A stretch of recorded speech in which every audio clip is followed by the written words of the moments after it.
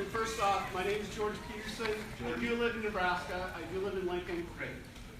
And I want to thank you for coming out here and doing this. I know that you and a lot of your colleagues are getting a lot of pushback, obviously, here. Everything that I hope to say to you, and I have a lot to express to you, I hope to do so in a very respectful manner, because I do think that that is still a very important part of this. That's why we're doing this. The first thing that I want to say is, whether I voted for you or anybody else in this room voted for you, you are accountable to us, not to what Paul Ryan.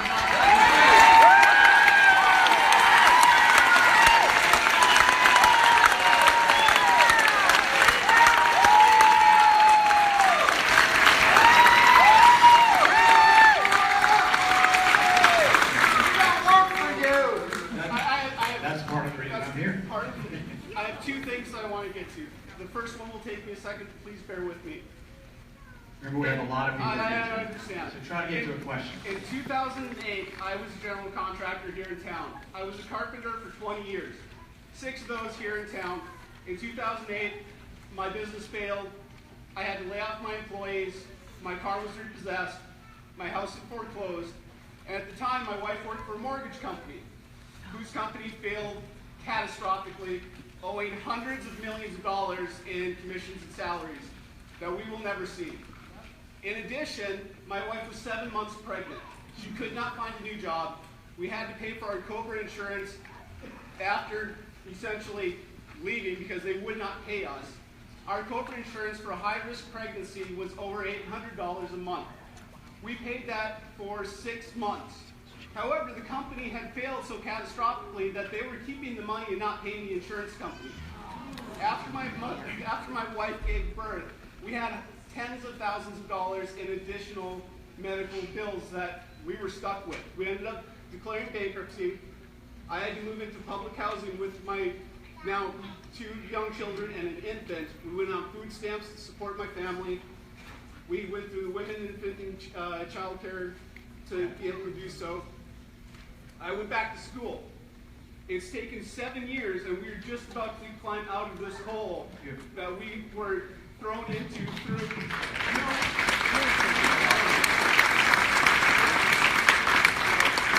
a couple months, I'm going to graduate with a PhD in materials engineering. I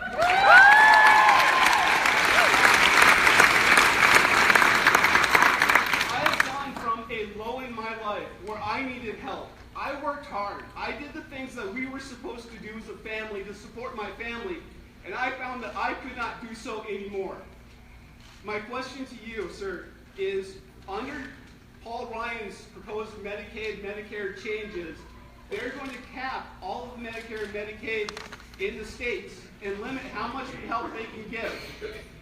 Sir, why do you feel, if you can support this, that my children should not have health insurance through that policy?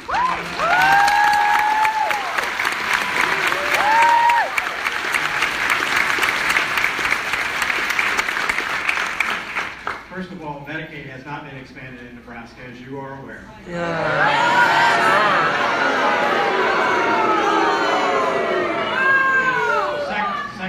Tony Tennant, please. Tony Tennant, this still needs to be respectful. This is not an attack.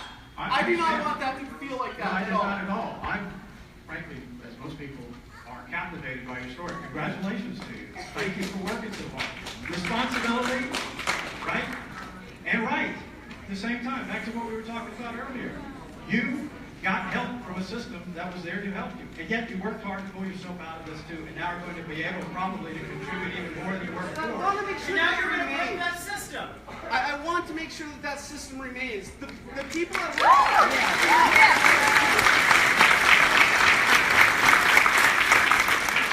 One of the things that we have to be mindful of is one of the things I didn't do up there because we had technical difficulties. We walked through the federal budget.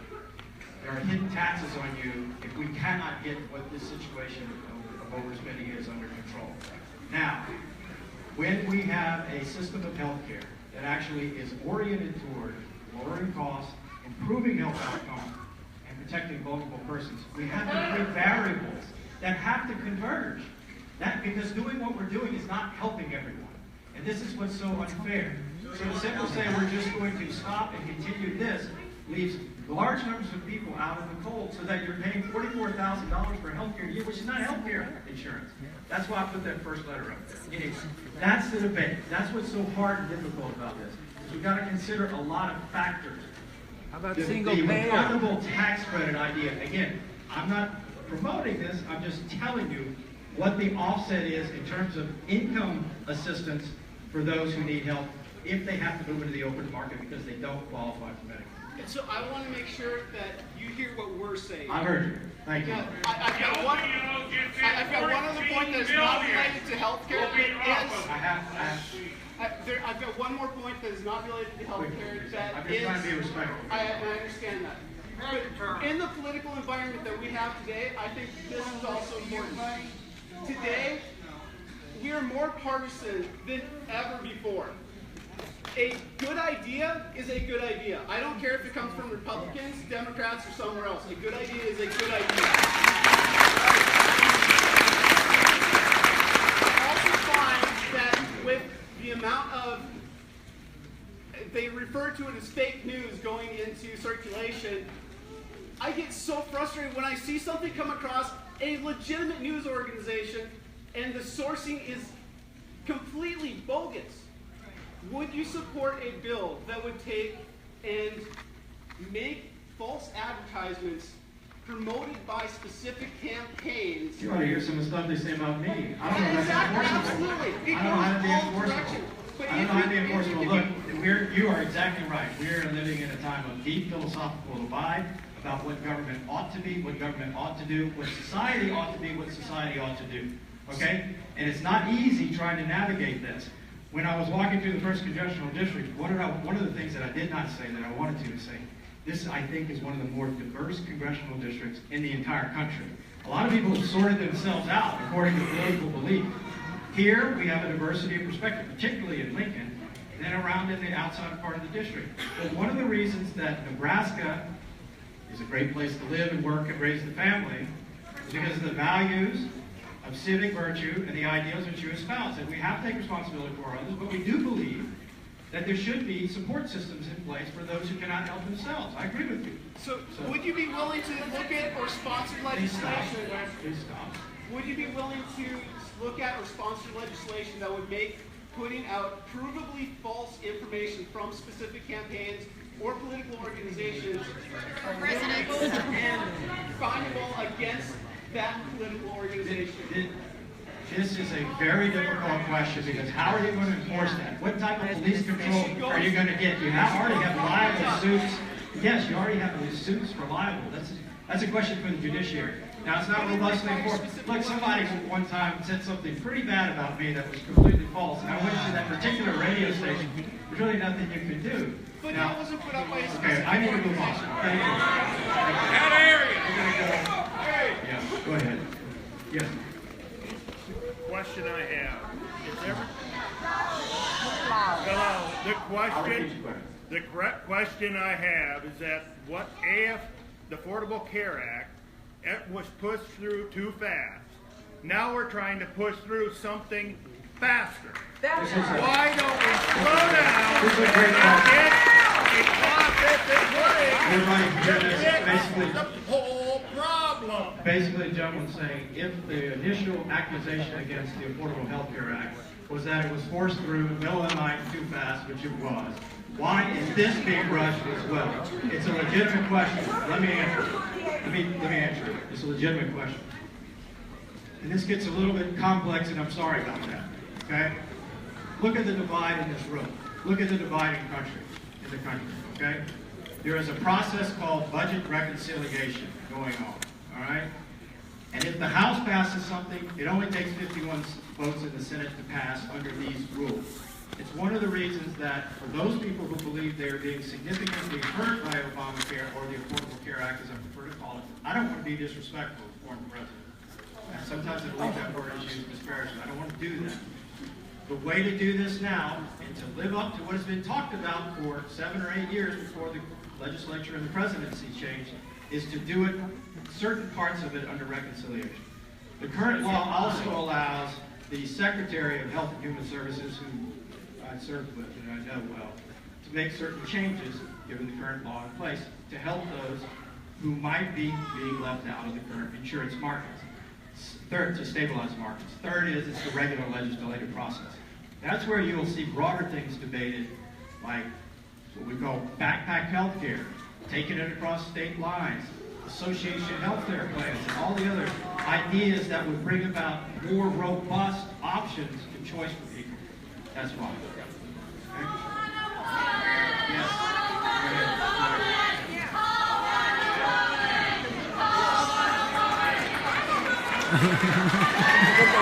Call on a woman. Huh? Call on a woman.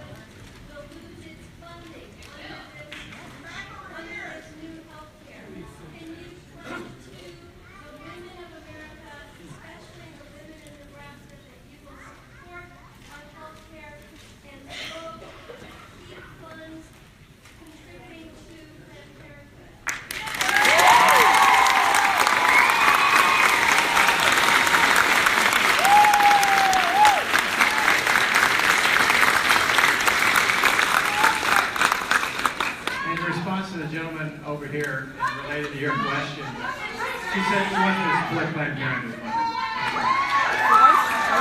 That was the question. Will I support Planned Parenthood funding? Once I got accused, by the way, once I got accused of not supporting equal pay for equal work.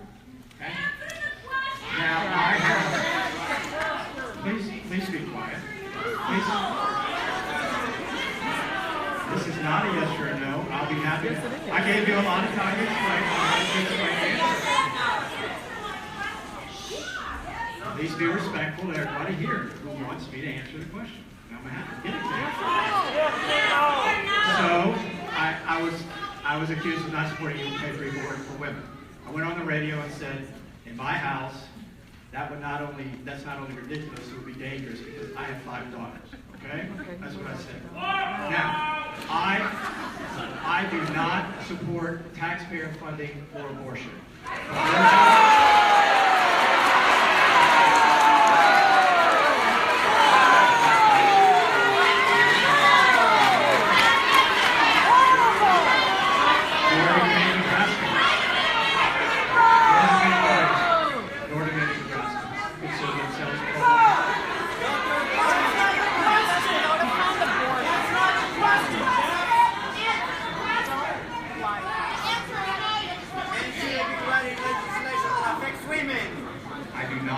Taxpayer funding for abortion.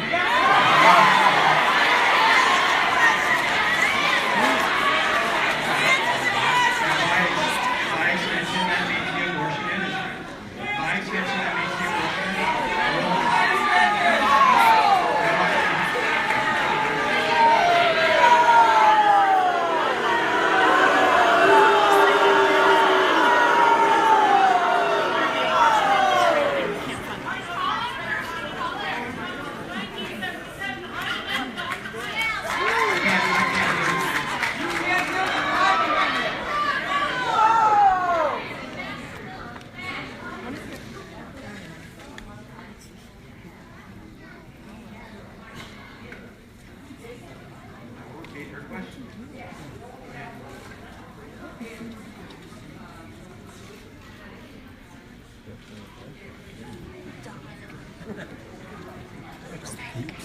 He's standing in protest. I think. Mm-hmm. Yeah. Please understand. Again, back to this question. You're here to hear directly from me. She's talking about the benefits of Planned Parenthood Please stop yelling. The question, the statement rather, is Planned Parenthood is receiving funding from various federal government streams, including Medicaid and others. That's correct. That's correct. But it doesn't go through.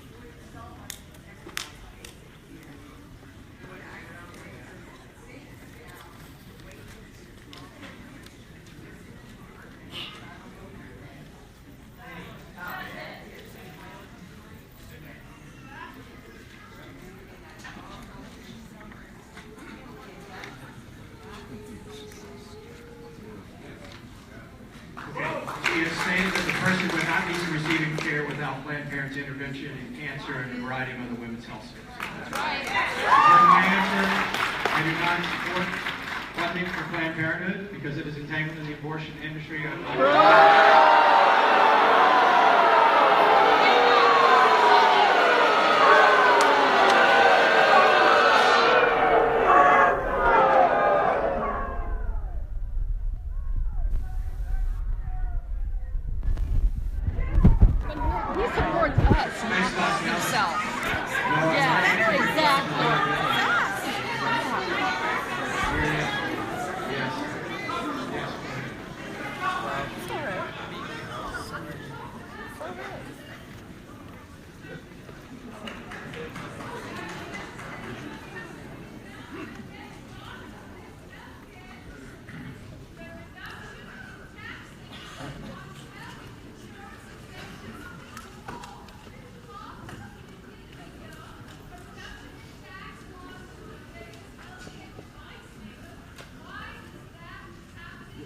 The question is the reduction of taxes on CEOs in the healthcare industry. I just read about this myself. I want to look at that. The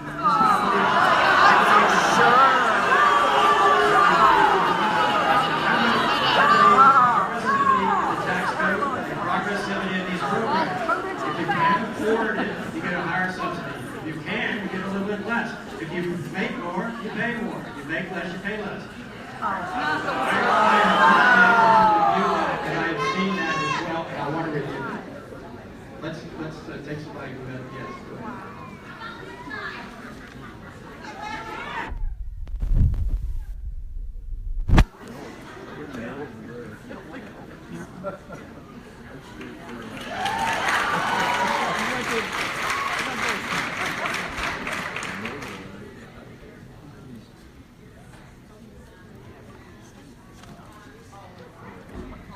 I'd be disrespecting you if I didn't tell you that clearly, which I just did.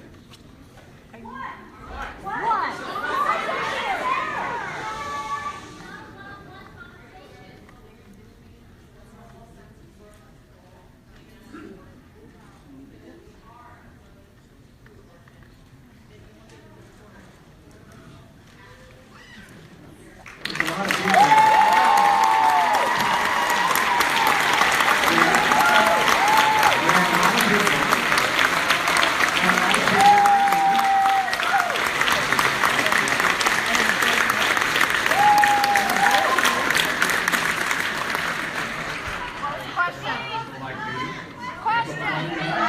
You on the issue of abortion and do not want our taxpayer dollars funding an organization that supports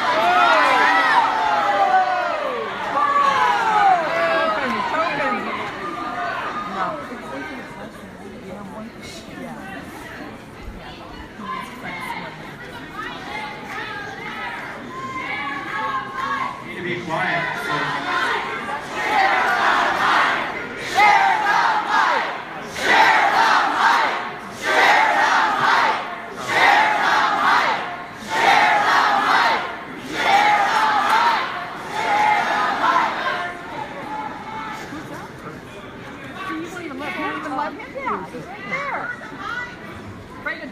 Now what's happening? Taking the questions. It's like I can't see. So 24 million, the CBO report, Congressional Budget Office, came out with a score today that 24 million people would not get care under this current plan. Okay. It's a fair question. How is that better? Yeah.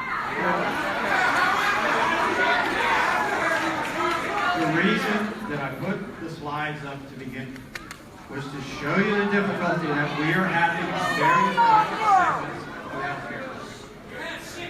This also says that prices would come down. The CBO says that. We believe that if we can figure out the right type of restoration and stabilization of insurance markets, so they give people more choice, more options for prices coming down, better continuity of care for the sick. This doesn't include those statistics. We think that will be mitigated. Now, it's a tough figure. I'll admit that. That's a tough figure. That's a tough score. It's unfortunate. Shame on you! That initial. Take a question from the first caller. Yeah, that's just what I was thinking. Can you put the slides up Please on be quiet. YouTube so we can all see them I later? can't. I'm sorry. I can't hear. The slides that we are not able to see, can you make them available to us for Yeah, later? no problem. And the On slides we YouTube aren't or able to your see, website? I'll put them on my website. Thank you. Not your Because it website. tries to summarize what this current proposal is, and then there's some additional ones, like the subsidy for the tax, what are called, it's a fancy word, fundable tax credits, which are trying to help people who are caught in a system that they can't afford whatever the market is giving them. Yeah, I'll put my website. Yes, sir. I have a question. I've had my hand up for 15 minutes.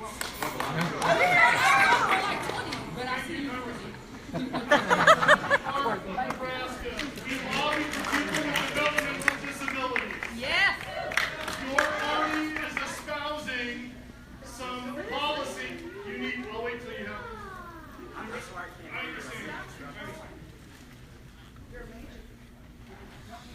Go ahead, Jesse. Your party is espousing policy that is detrimental to people with developmental disabilities. Yes. Educationally, vouchers and charters discriminate and segregate people with disabilities.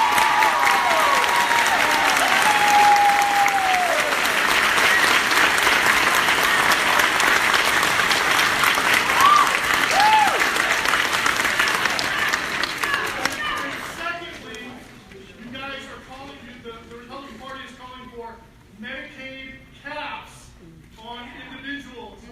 People with Medicaid with developmental disabilities need that subsidy so they can be in their communities. You will either force Nebraskans to pay higher taxes if you cap Medicaid, or you will force institutionalization back on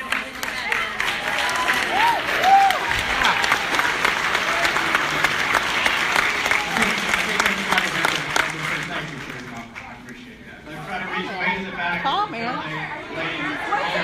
Not a comment.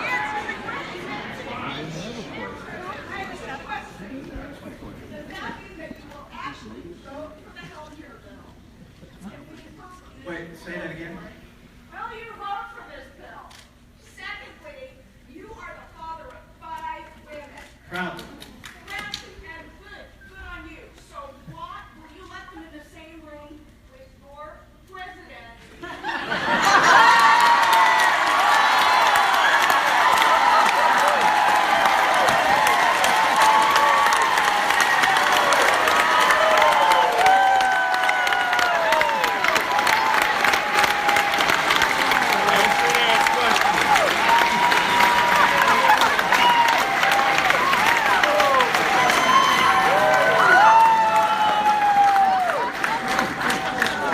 Hang on, just stay with your first one.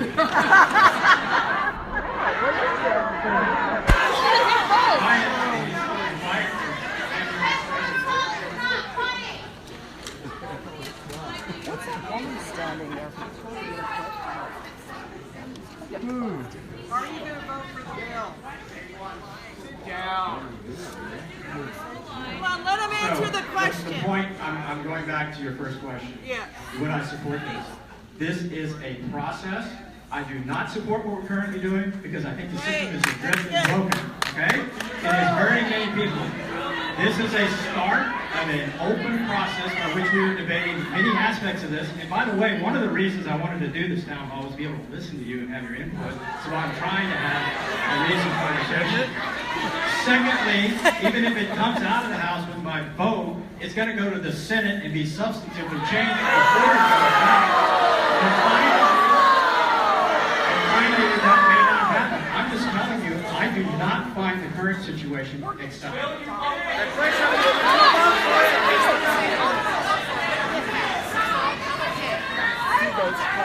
I will vote too. No, for you. Yep, you bet. Out of here. Ashton.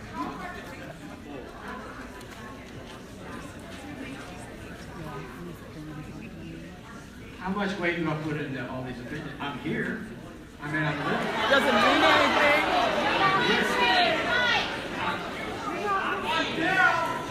So, wait a minute.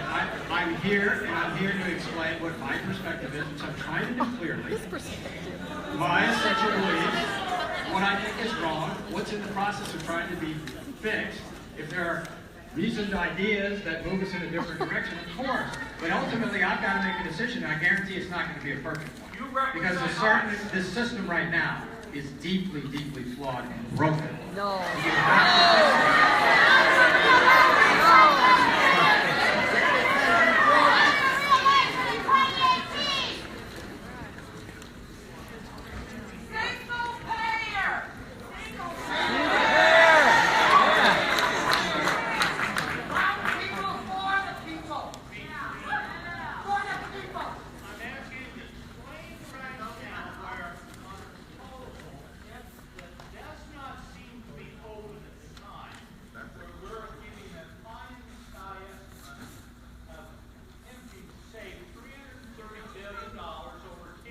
That's also the CBO score, $340 billion savings, as well as some tax reductions, back to the lady's point, including the medical device tax.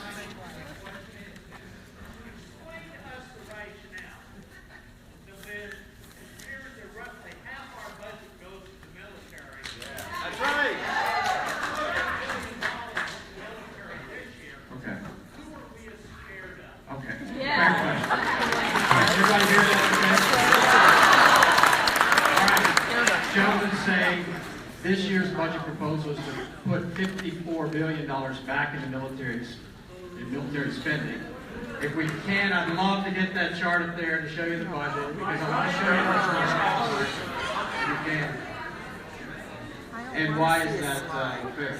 All right, and if everyone can see this, we spend about $4 trillion, and if you could just see the color-coded charts, I'll explain what they are. That big word mandatory is a Washington word that says these are programs for our health and retirement security. That's Medicare, Medicaid, and Social Security. That is about 65% of the total budget, including some expenditures for veterans and as well as food security programs. 65% of the overall budget. Defense is that blue area there, the one part of the blue area. That's called discretionary. That means we vote on it every year. The other programs are just automatic. Now, you paid into Social Security, you paid into Medicare. That's your money.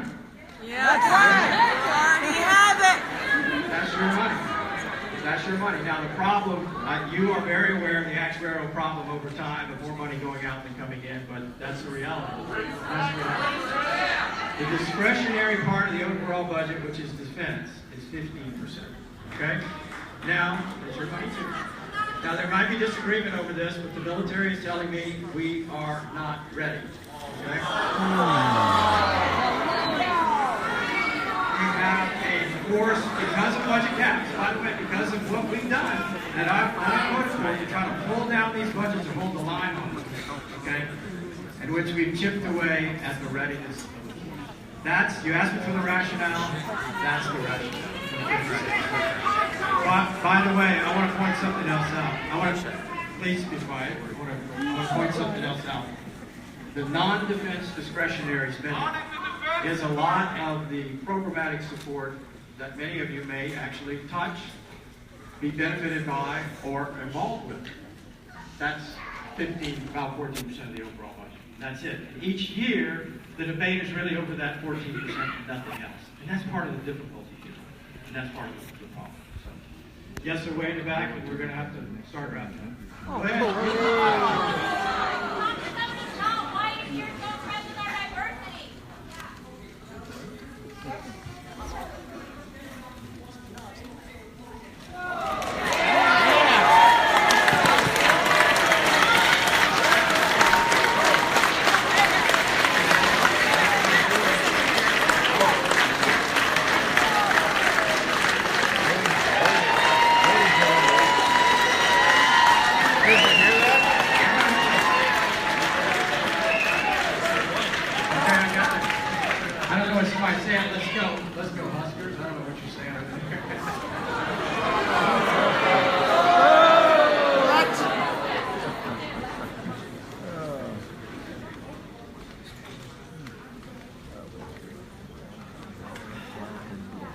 Gentleman's insurance, whatever, he's fortunate. That's the first part of it.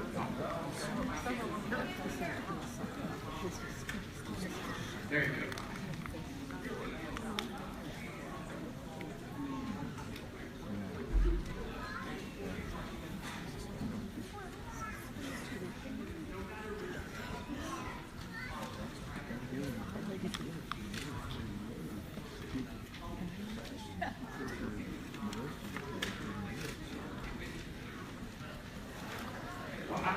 I think she needs to be protected. That's the answer. Question. His aunt makes $15,000 in a small business and cannot afford health care, basically. That's true. And it's getting worse, though. This is the problem. The affordability of it is getting worse.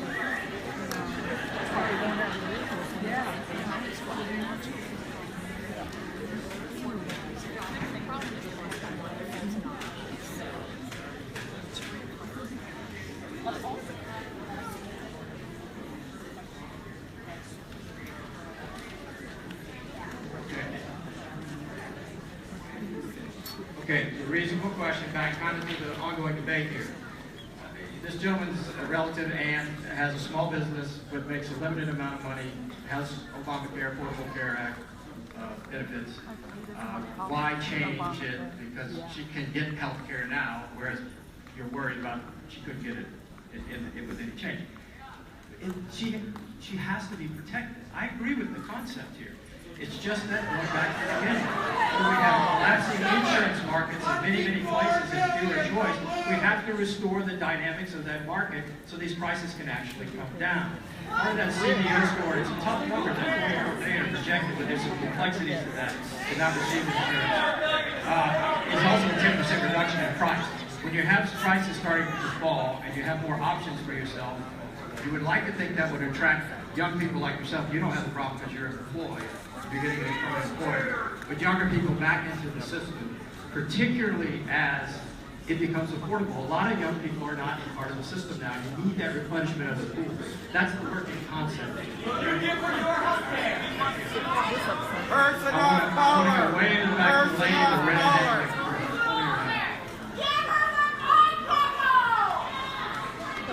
All right, go ahead.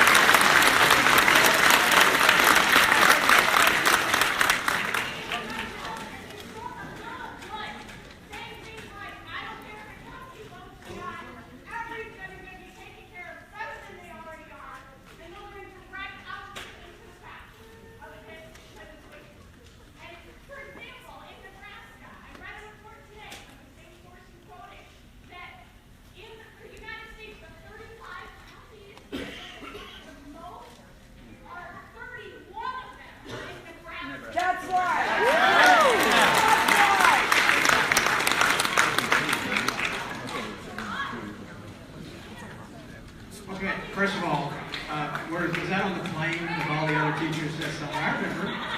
I was actually actually fun. We're part of the selfie group too. I took a selfie with some of the teachers. That was good. Thanks for being here. I appreciate it. Again, the reason that I tried to put the 2 slides up earlier, this is working for some, as the gentleman pointed out. It's not working for others. It's not fair to continue with the same direction. Now, this is a proposal in the House of Representatives that has been worked on extensively in 1/6 of the government. It's not coming from the White House necessarily, even though he says he agrees with it. It will go to the Senate. There's going to be a process. I don't know what the outcome of that is, but we have to start. This is moving us into a direction of trying to stabilize a system that is increasingly...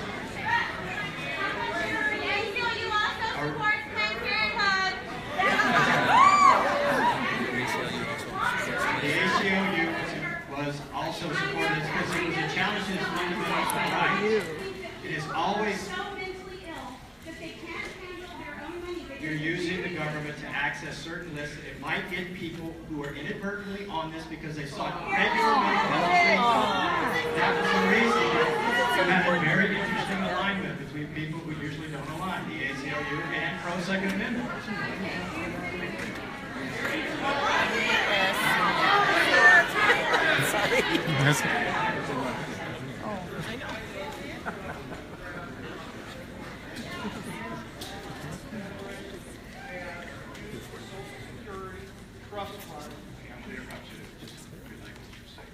Okay, the gentleman's making the point that Congress has used the Social Security Trust Fund to pay for ongoing government expenditures. It's used it to pay the general fund, basically, so it's being used for purposes that it's not intended for. Now, as I told the gentleman over here, that money is money that we as Americans pay into. It gets used, and now we're supposed to be repaying it back. Right. Okay? We're doing the same thing now with the U.S. Postal Service.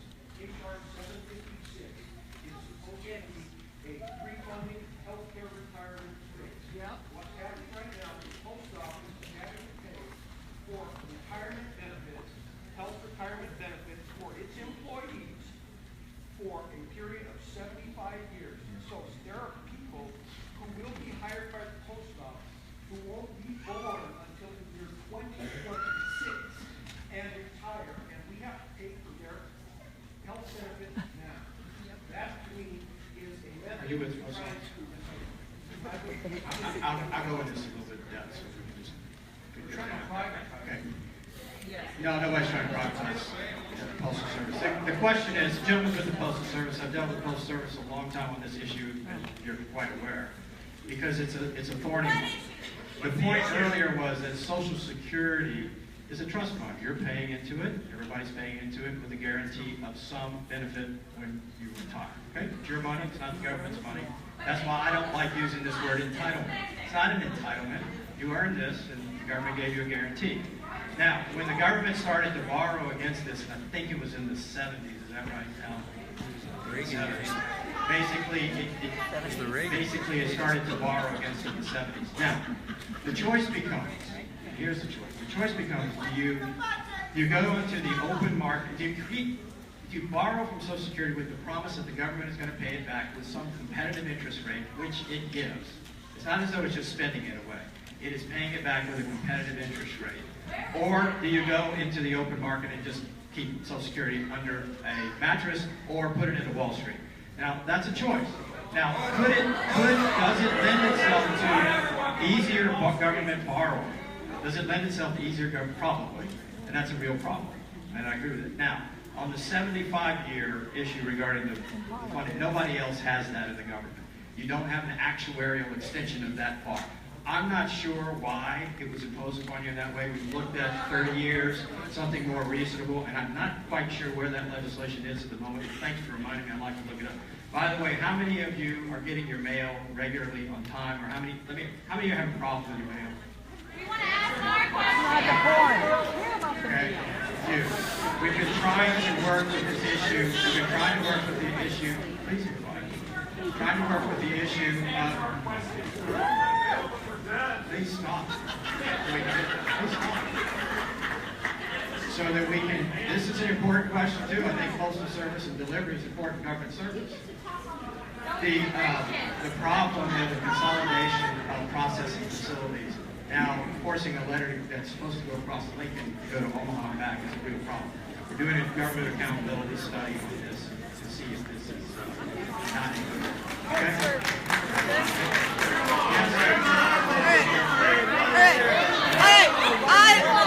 You've asked, I'm a grandma, all right? I'm a grandma, all right? I'm a grandma, all right? Now, here's my question. Is you spoke of responsibility, sir, and I do respect you, and I think that you are a good man and you want to respect all of us too. If you take that with you back to Washington, D.C., the three things I personally want to hold you responsible for are that one, diplomacy issue, which we have a president who is undermining our diplomacy through the entire world. Okay? Number two, you talk about fixing the ACA, and thank you. Obama did do some really good things. Republicans didn't want to fix it under Obama, but they're ready to fix it now. So I do want you to fix it, but I want you to fix it in a reasonable manner, because you can't talk about the budget just when it's about health care and not talk about the budget when you're going to put up a $40 million wall, billion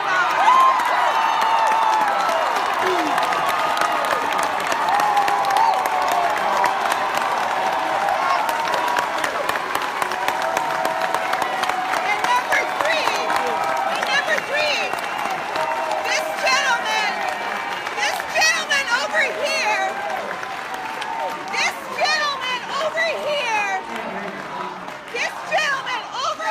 who lost his livelihood.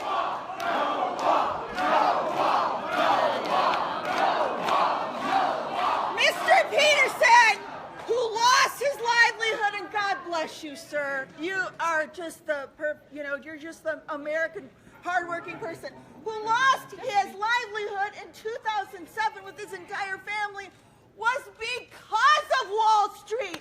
And we didn't empty the swamp. We loaded it with Wall Street billionaires. So your responsibility is to make sure those guys don't do it again.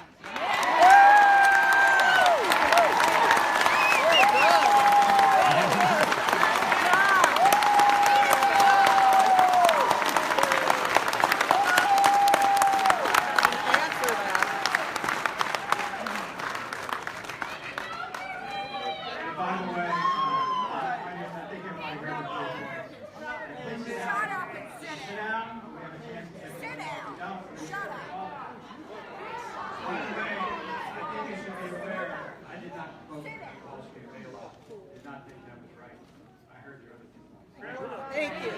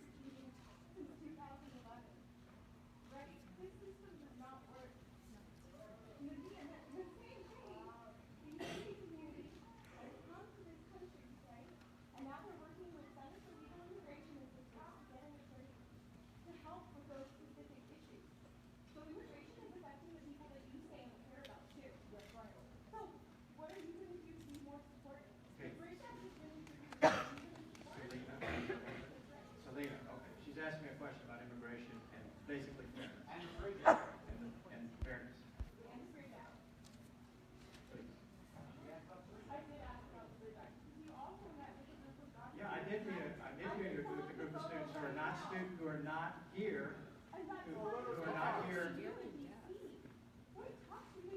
I'm quite aware of this as I was there. Were you? Can everybody hear this conversation? The young lady is telling me that her father is in deportation proceedings since 2011. Is that right? There is what's called a DACA bill, deferred action on deportation for young people who have not, we didn't make a willful act of violating our immigration laws. They're too young. They came here by somebody else's willful act of violating our immigration laws. Okay? Back to the point about compassion. I want to talk to you about 4 pillars. The United States has been a just and generous nation. We've opened our arms to people who are coming here. You mentioned the Yazidis. I worked with one of the first pieces of legislation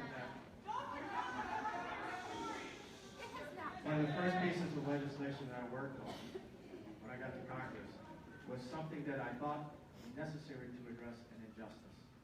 People who had put themselves at risk translating for our military in Iraq, putting their families at great risk. We worked on a bill to actually increase the numbers of those people. Please be quiet. We worked on a bill that increased the number of those people who could immigrate to the United States. That's why I'm proud that this community, that Yazidi community, who are a number of our military translators, somehow through some interesting convergence of things, has made Lincoln, Nebraska their home. They are welcome here. Lincoln is a diverse community, and we are better for it.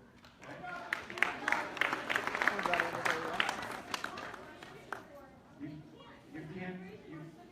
You cannot, okay, let me get to the 4 points. You cannot have a just and orderly immigration system when you have chaos and disorder at your border. You cannot.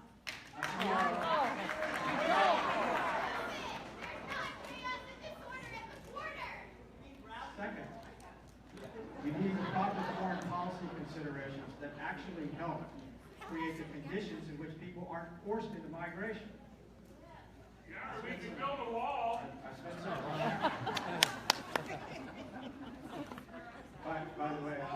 By the way, I got a call from a major news network. Please stop yelling. Please stop yelling. You've been yelling the entire time. Please stop. I got a call from a major news network. Do you remember when the Pope and the future president got in a little tete-a-tete on the border? Remember that? They asked me if The now president? Yeah. Okay, so what I went on and said, I said, listen, people have tried to protect themselves and their national identity for millennia. Okay? They have to. That's what we do. And yet, at the same time, we've been able to create an orderly and just system. I'm not letting it be anything. So I said, at the same time, if the Pope is going to hold mass on the border during an election year, there's going to be a dynamic of a political discussion. Yet what this overlooked was that the Holy Father went among the poorest of the poor in the harshest areas of the drug culture and said reject it, putting himself at great personal risk. That's in the direct interest of the United States' own national security. So that's what I said. The second issue is you do have to have the right kind of reform that actually enforces our interior laws and creates the right type of humanitarian consideration for certain circumstances, like you're talking about. Finally, there's foreign policy considerations that create, again, stability of systems and opportunity so that people aren't forced into migration or worse, persecution. That's a threefold or fourfold process of looking at how we get immigration right.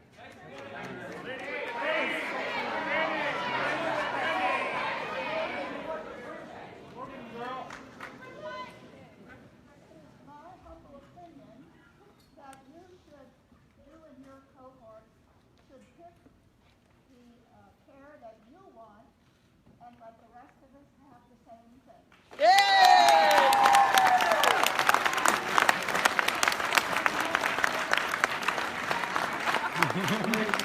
I should be able to pick the care I want and let the rest of you have the same thing. Thanks, everybody. Why don't we, I promised we go to 7 at 7. We need to let you all get on with it.